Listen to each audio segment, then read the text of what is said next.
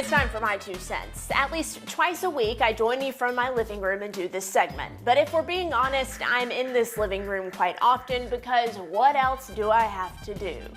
One thing I've really missed out on this year is traveling. It's a form of self-care for me. I need breaks from normal life. I certainly need breaks from 2020. But here's the thing, getting a break is really hard to do. I've talked about this before, how important it is to have something to look forward to. And anticipating time away is really how I keep myself going.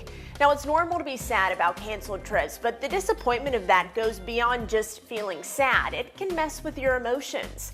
In an article in the LA Times, they spoke to a professor of psychology, and he says a lot of us use travel as a way to calm anxious feelings or racing thoughts. Let me give you an example. Maybe you have a trip coming up to a tropical destination that you've never been to. You may try to predict what that beach will look like, plan what you'll do when you're there, or even picture yourself on the island, and that's soothing. What's even more interesting to me is that the positive feelings we associate with an upcoming trip are really hard to recreate. In that same article, another expert says our emotional systems steer us to engage with good things and avoid bad things.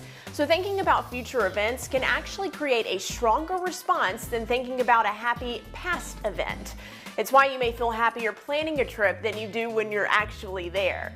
So do I tell you all of this to get you down and out? Of course not. I have some silver linings.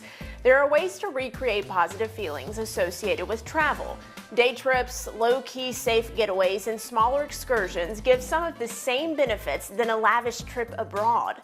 The second piece of good news is that we're really lucky. We live in a beautiful state and it's about to be alive with fall colors, so we can get out and explore. Comparison is the thief of joy. Don't rob yourself of happiness by lamenting trips gone by or the ones canceled. Create something you can look forward to, even if it's planning a trip across the street. That's my 2 cents.